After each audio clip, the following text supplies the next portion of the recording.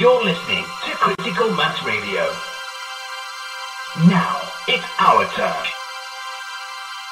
We've got Roger Hayes live on the line. Roger, good evening. How are you? I'm very well, Paul. Nice to talk with you again. Yeah, it's very nice to talk to you again. Okay, well, there's a lot that needs to be said by yourself rather than me ask questions. I know that you've been basically you've come out fighting, shall we say? Can we just again? I know you've probably said this 100 times over the last week since you've come back out.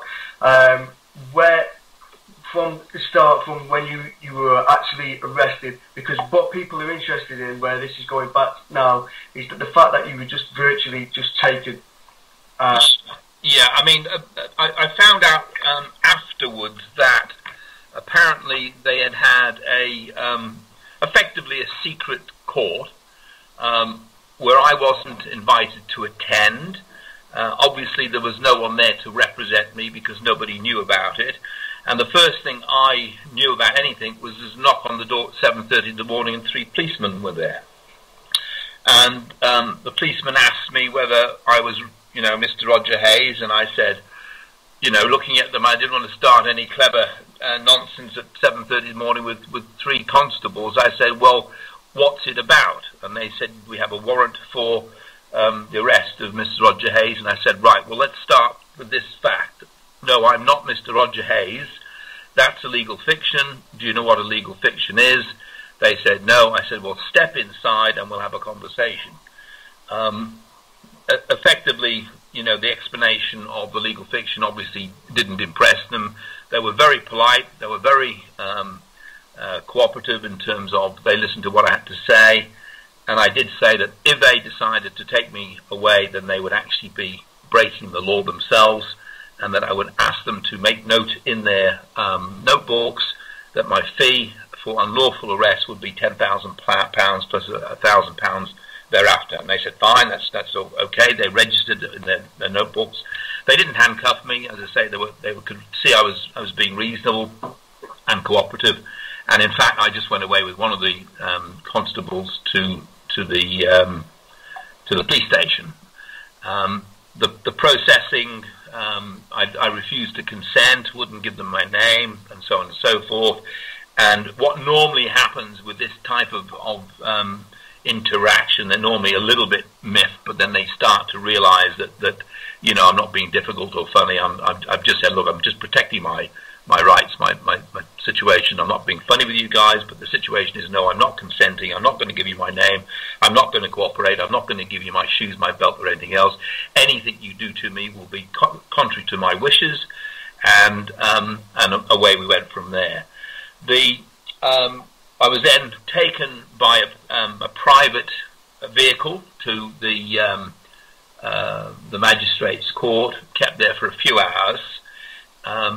When I went into the court, another guy came in and said to me, are you Roger Hayes? And I said, I've never met this guy before. I said, yes, why? He said, because his sister, there's police were all over the magistrate's court, swarms of them, and people were asking what were all the police there for, and she was told, this guy's sister was told that it was because they were bringing Roger Hayes in. So we obviously get quite a bit of attention from them, which is good. It means we have made an impact. It means that they are, clearly a bit concerned about the processes that we're using, and clearly they are very, very aware of the fact that we are pushing back at the system. And their response, of course, is to try and cheat by not actually allowing us representation in the court. The court itself was a complete farce. It was a kangaroo court. I was not allowed. And remember, I'm now arrested because there has been application for my incarceration in a hearing in which I wasn't there. I had no representation. I had no opportunity to either listen to any evidence and so on and so forth. And now here was a second court hearing, which is obviously my arrest brought before this court.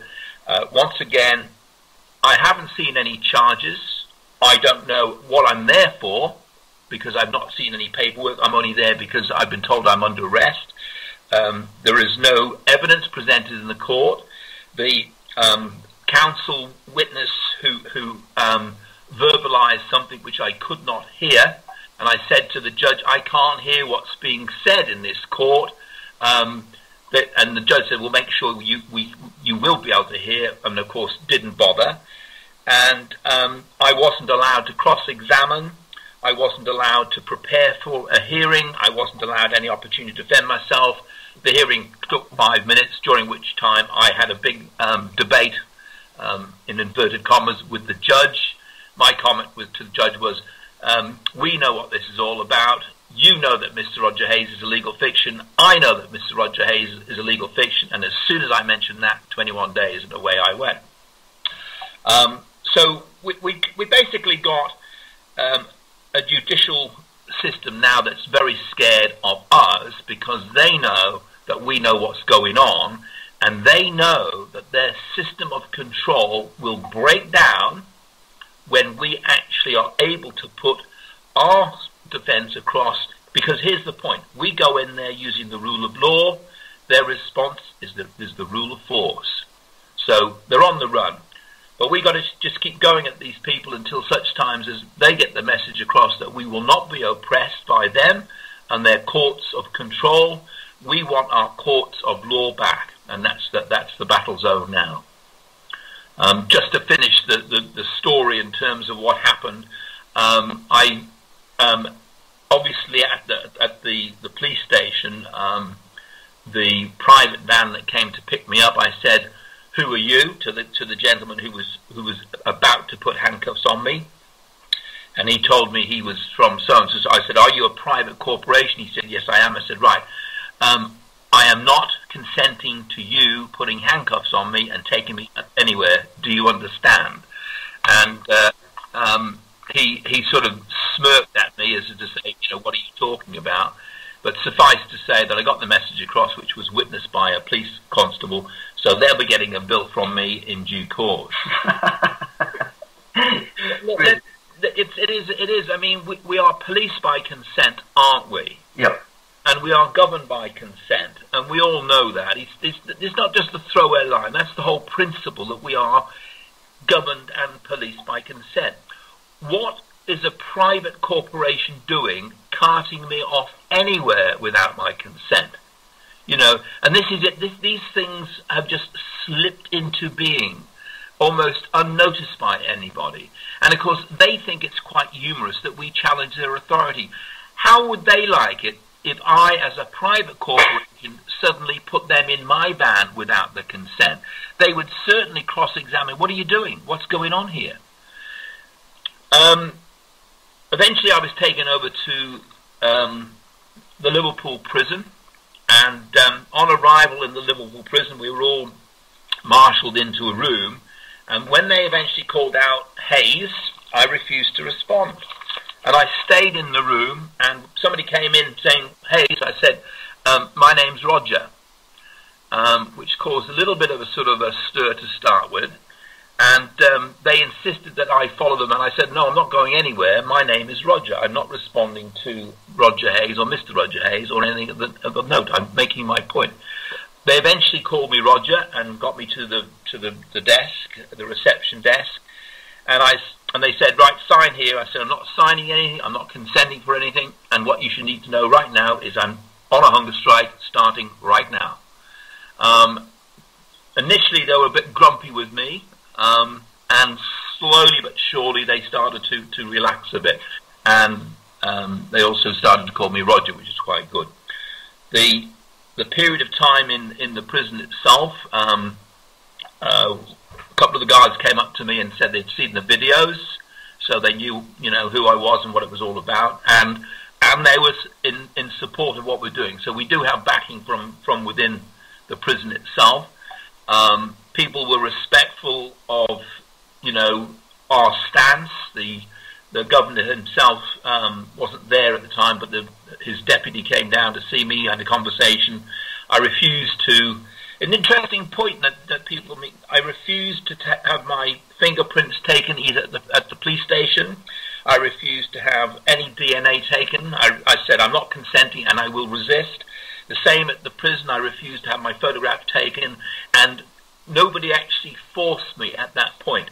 I was then told later on that that if I didn't hand over my clothes, because apparently my clothes looked too much like a too respectable, and apparently people in the past have managed to sort of talk the way out of the prison cell because they looked too respectable, as it were. But never mind.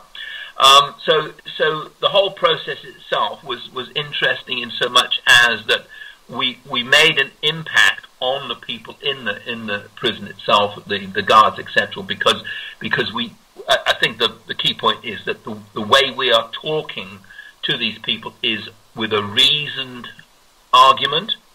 It's not angry, it's not aggressive, it's just reason and logic, and I think that's the important point. A lot of people phoned up, and I'm enormously appreciative for those people who did. And of course, the police got so many calls, they ended up diverting them to the council. Apparently, it disrupted the council's day, which is excellent. And I think this is a very important point, that where we have a great impact on them is if we phone the councils and the like, and it actually makes a message, because everyone is then, who's this guy, that's been arrested, what's this all about? They ask questions. And of course the follow-up is that it hits the paper and they start to put two and two together. What we're going to go through, and I think most of us will appreciate this, is that we're going to go through a period of time where people will take the mickey and think we're a bunch of nutters, but slowly but surely that is starting to change. When they listen to us speak in a reasoned tone, and as I say, our arguments are logical, people will start to take on board what we're saying. One of the things we've got to be very careful of is we should not be seen to be angry, aggressive, and under no circumstances should we get on the phone and insult these people. All we should do is inquire as to why they are taking the actions that they're taking. Do they not realize that this is the sort of thing that was happening at Nuremberg, where people were just saying, I'm just obeying orders? When I was in the court prison, the magistrate's prison, I asked the jailer there, which side was he going to be on when the revolution comes? He didn't answer the question, but I can promise you he gave it some thought. But so that was the process in which my incarceration was basically organized. Secret courts, not allowed to defend myself, not allowed to see evidence, not allowed to cross-examine witnesses, a kangaroo court.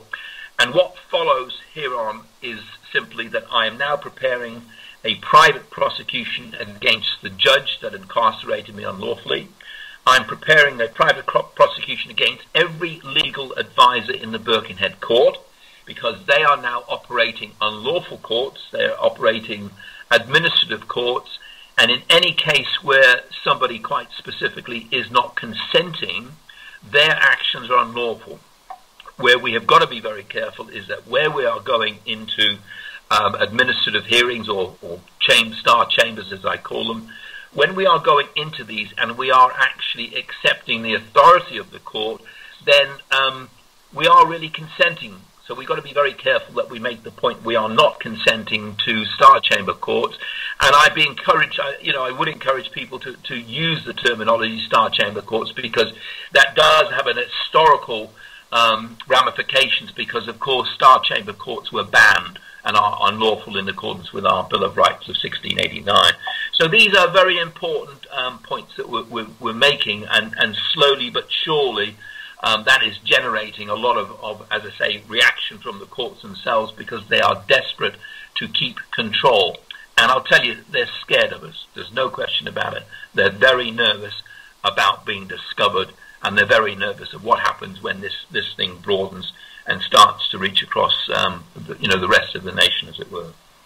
Okay, totally agree with you there. What I wanted to ask you also, Roger, is with your knowledge of basically the system, how it works, you've been taken away. Are you expecting then at that point you're thinking, okay, this is 21 days, I know what the next step is, I know what they're going to... Are these things going through your mind is what I'm trying to say, or are you at that point, are you still in the dark to some point? Well, I mean, I obviously knew what was going on. I knew what it was all about.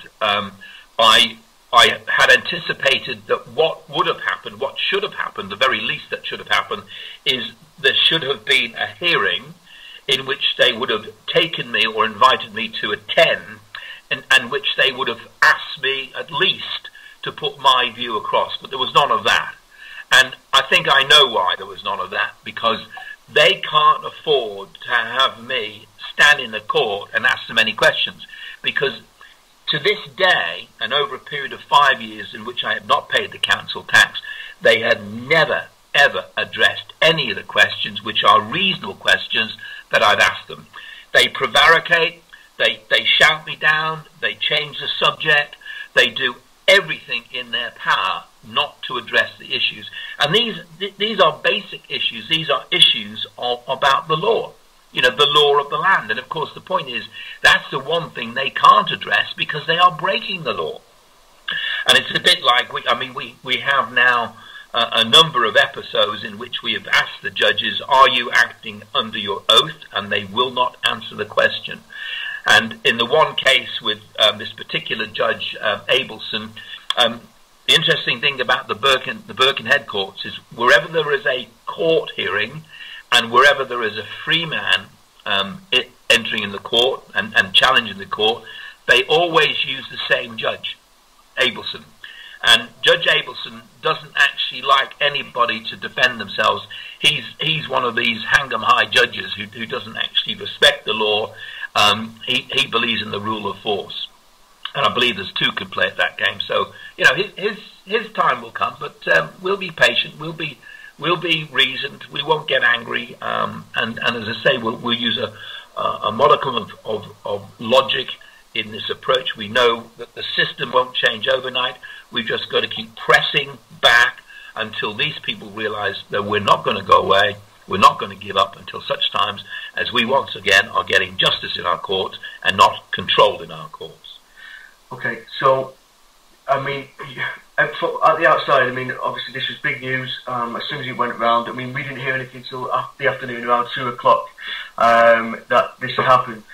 And straight away, everyone's saying this is because of the Lawful Bank, the British Constitution Group. Obviously, you being the head figure there, that's going through your head, I would assume, as well. You know, it's in a funny kind of way, Roger. I hope you don't mind me saying this. It's done a lot of good, I think, for those, you know, for those two systems that we're trying to sort of put forward. Yeah, I mean, it's most definitely raised the profile, and I hope what we can now do is take the cohesions that's come out of this and mould it into the next phase. And on that regard, we are looking at the next initiative, which is called Magna Carta 2015, which is the 800th anniversary of Magna Carta. And what we're now focusing on is on the 15th of June 2015, we will have our own independent and separate system of governance. And that is the date that we have to have the Lawful Bank fully up and running. So we've now got direction, we've got a timetable, we have got 3 conferences before June 2015, and we need to start rallying the troops around that objective and working towards as I say, a separate system of governance based on the rule of law, based on our constitution, and certainly not based on the courts of control that we have in place at the moment. So that's where this is all going. So we will be putting some conferences together. We're trying to organise a committee of 100 meeting over the next several months, probably in October. And what we're trying to do then is we're trying to broaden the reach, divide that into departments, ministered departments, so that we've got different people handling different things. And I've already got some people on board who are going to be dealing with specific parts of self-governance. But of course, the most important part of all of that is our ability to fund our own infrastructures, our own system, and of course that's where the Lawful Bank comes in. So the Lawful Bank is one part of the bigger picture, and if anybody out there wants to get involved, obviously they need to communicate directly with myself, and of course you already involved, Paul, because in the Manchester area we're getting together a number of people who are starting to get involved in the management side. So that's all positive stuff, isn't it? Yeah, it's great, and just on this, I mean, you're saying about moving forward. You said to me previously that the time that you put away was actually good for you. I mean, I can't stand being stuck in a lift for more than 30 seconds. So you're saying that it was a good thing for you in a way.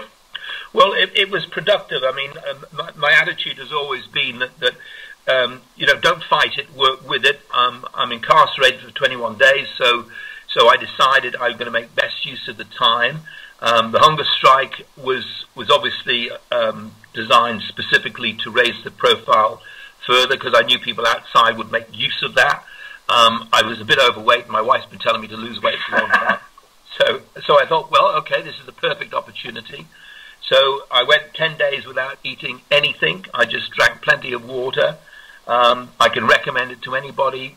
If you switch your mind on to do something, it's not hard. The 10 days was quite comfortable for me. The water was fine, and I spoke to the nurses in the prison and asked them to give me a printout of what happens with regards to hunger strikes after a day, 2 days, 3 days.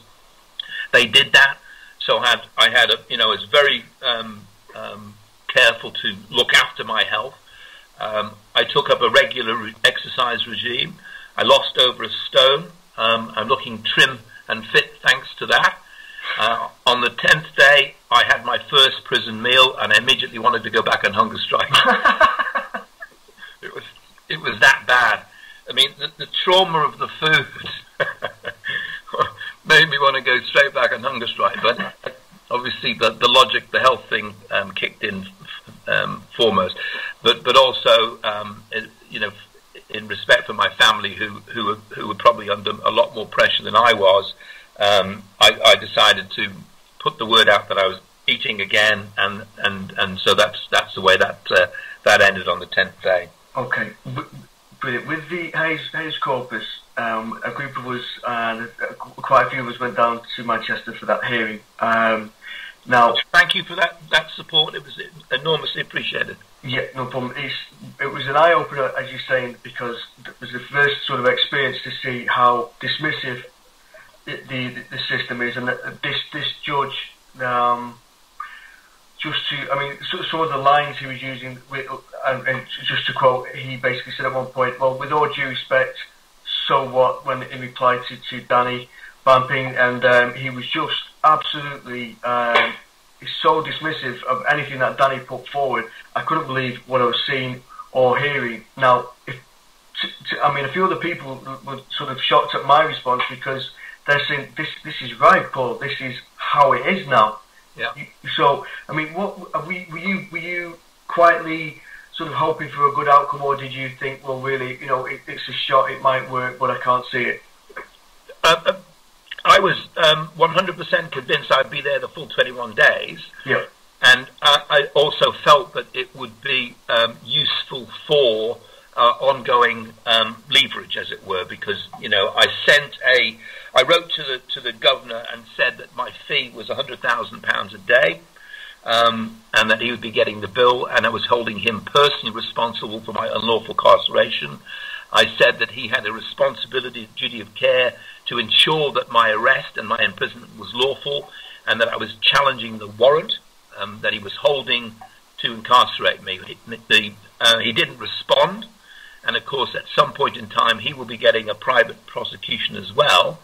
And what I've done, I phoned up the local paper today and asked them for a right of reply, because of course the council issued a statement saying that I'd been put in prison for non-payment of council tax. I've challenged that. I said I've been put in prison because I'm challenging the criminal activity in the court and council system. So hopefully that will be published on Wednesday, And I'm also having a meeting here on the 21st of August. I'll be putting the word around locally, because what I'm going to start doing now is exposing the corruption in the courts. The private prosecution against all the legal advisors will certainly hit home, because it's the old Nuremberg situation, isn't it? I'm only obeying orders. No, you're breaking the law. They are all responsible for imposing Star Chamber courts and denying us access to justice, and that is a criminal offence. And the only problem, of course, is that it's been going on for so long, a lot of them don't even realise what they're doing. But ignorance of the law is no excuse.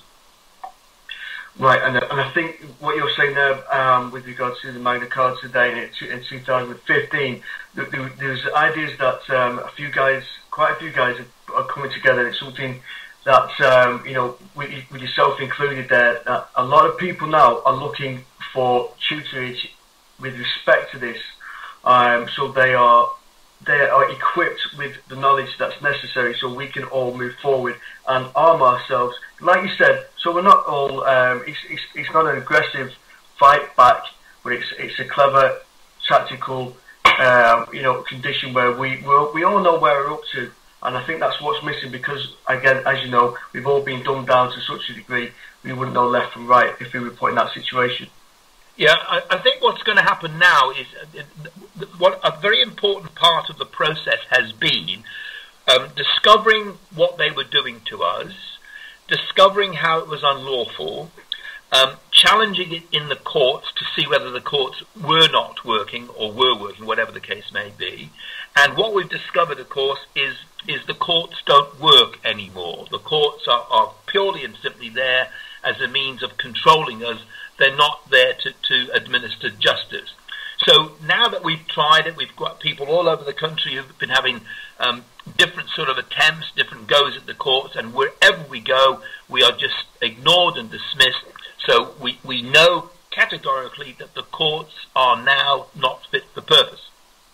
The next thing that we do is we go to the next stage. There's a few other attempts that we will be making, of course, and Jay locally here has done some good work in terms of looking at the definition of what a dwelling is, and he's done some magnificent work, and he's come to the conclusion that a dwelling, in fact, is not a domestic property. So the council tax is not being properly applied anyway.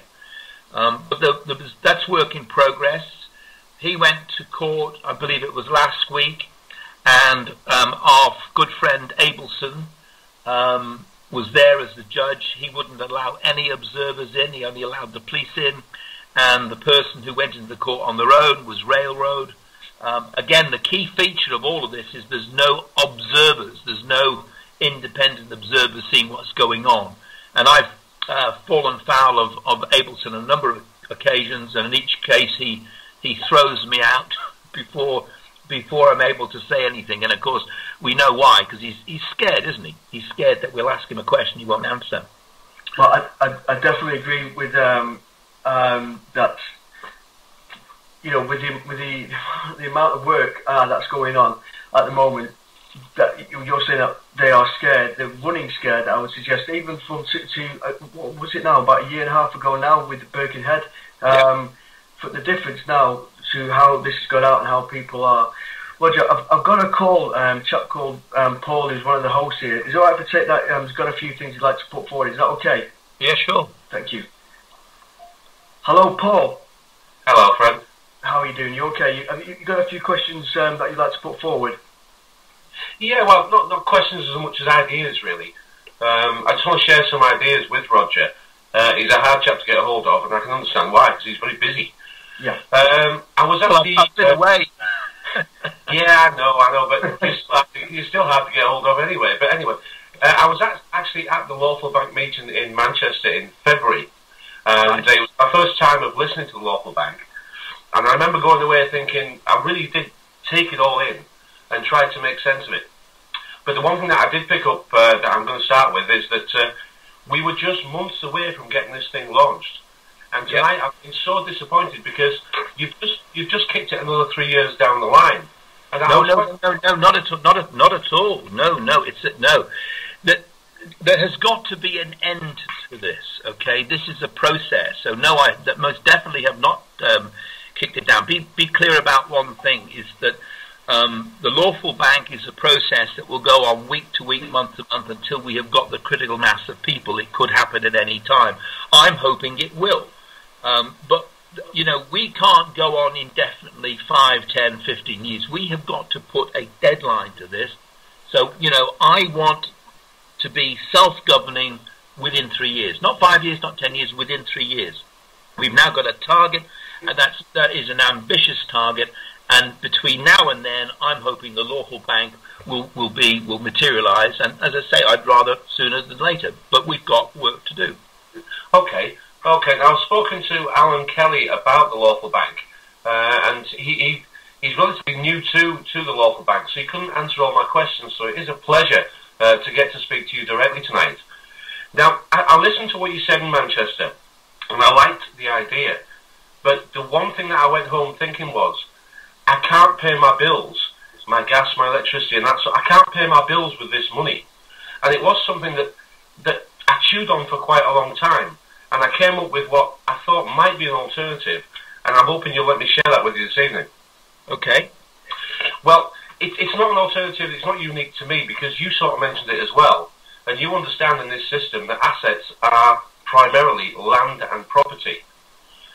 And you mentioned about houses being assets that you could raise loans against, is that correct? Yes. Well, that's what I got from Manchester. You basically said that... if people had got fully paid up properties, then they could be banked as well. And I took that idea and ran along with it. And I thought, well, why are we inventing a new system when all we really want is to actually adapt the existing system that is? Now, we know that banks nowadays, if you pay £100,000 for a house, you'll pay for it twice over the term, because the bank's going to make £100,000 as well. Yeah. And the most difficult part of what I've got to put forward is we have to find somebody with a license who can actually create this mortgage, this mortgage ability. I mean, banks are built like the size of churches when they should be the size of post offices, because they don't do anything. Yeah. Okay, I think I know what you're getting. I don't think you've quite understood the lawful bank process, and I know it's quite complicated, but the principle. I'm trying to describe the principle, it's a bit like this. We are creating a new economy, right? And we are going to trade in our economy, but at the moment there's no money. And money is a means of exchange, and we don't have a means of exchange. So what we're actually going to do through the lawful bank is we're going to create money, issue our own money, and we're going to give it to everybody. So this £250,000 as an example, we give to everybody, and I've said it's over the age of 25. We won't go into the details why, but effectively everybody gets £250,000 to actually pay off the mortgage or buy a new build home. What in effect we're doing is we're draining their resource. And one morning we're going to wake up and we're going to stop using their money, and we're going to start using our money. The day that happens, their system is broke. Our system works, their system doesn't work. At the moment, their system works and our system doesn't work. So it's a transition. So we've got to start using techniques to start using our system. And I'll give you an example. If we have a critical mass of people, you might be able to go into your hairdressers and say, how much is a haircut? They'll say £10. You'll say, here's £9 in sterling and here's £1 in lawful bank. So that's a process. Eventually you pay 20%, then 30%. And the more people using it, the more of it in circulation, the greater that percentage is. Eventually it will be 100% in lawful bank money. Now, that hairdresser may want to expand their business, and we will say, would you like to borrow some money? They will say yes, and we'll say you can use this money to pay part of your suppliers and part of your wages. Because they borrowed money from us, they will need to actually take payment in our money to pay it back. So you create your own market. And people are prepared to accept the money because they themselves will benefit, because of this $250,000. So this $250,000, the new liquidity we're creating, will benefit everybody, and therein lies the incentive to use it. Okay, so that explains a little bit more about how the new liquidity starts to kick in. But you can understand that overnight people are just not going to use it straight away. They need to be encouraged to start using it. Right, okay, that's the first time I've heard the $250,000 quote. I've now got another question, which is who and how is entitled to $250,000, or is it just any new account holder? How does that work? Okay, the principle is every citizen of the United Kingdom is entitled from the age of 25 onwards to £250,000, which is designed specifically to house them. And that means that they initially will be able to buy a new build home, a very important emphasis, new build home, so that what they will do is people will move out of tenanted homes into a new build home, and as the houses become empty, the property prices will start to go down, and that's why we need to build home. And if you have a mortgage, right, then you can use the £250,000 to pay off your existing mortgage. And the way that works is this: supposing you own a home at the moment and you've got a £100,000 mortgage with HSBC, we will create an account, an escrow account with the HSBC, and you will then transfer from your £250,000, you will transfer £100,000 from your bank account with the Lawful Bank to the HSBC Lawful Bank account. So immediately you'll be able to see to the HSBC that you have paid back your mortgage. And of course what they're going to say is, they're going to say to you, you've just made that money out of nothing. And you're going to say, that's what you've done. And then we come up to the what will be the fight, as it were, because they're going to say we're not accepting it, and we're going to say, well, we want you to accept it, and what happens then? Well, okay, part of the provision within the Lawful Bank is that we all agree to our common law courts, the jurisdiction of our common law courts. The other principle about the Lawful Bank is critical mass, and if they say we're not accepting your money, we'll say, okay, well, we'll see you in court, but it will be a common law court, which is our right under the jurisdiction of this country, under our constitution. And also, very, very importantly, which one of us do you want first? We can keep them in court for the next 100 years, because there'll be a critical mass, a large number of people. And as you know, that the wheels of justice are very, very slow, and you think of the cash flow scenario, because we're talking about a simple, a practical reality that once people are signed up to the Lawful Bank, we're asking them to work in unison. People power is about people working together.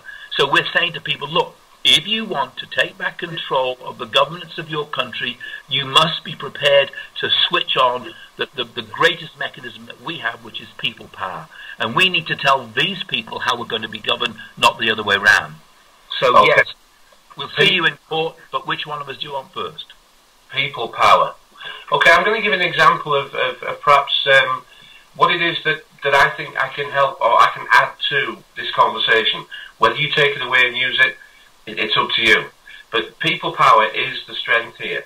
And I'm going to start with an example. About 6-7 weeks ago, I was in the Halifax Building Society, or whatever it's called now. And I was in the queue, and we had two old ladies at the desks there, and they were taking some sorting out. And there were 7 people in the queue. And I thought, I'm going to go for it. So I decided to tell them about my little idea. 3 minutes in, that's all it took. And I said, what do you think so far? And they said, well, we're listening. 4 minutes in, I said, how many people would take up this offer if it existed?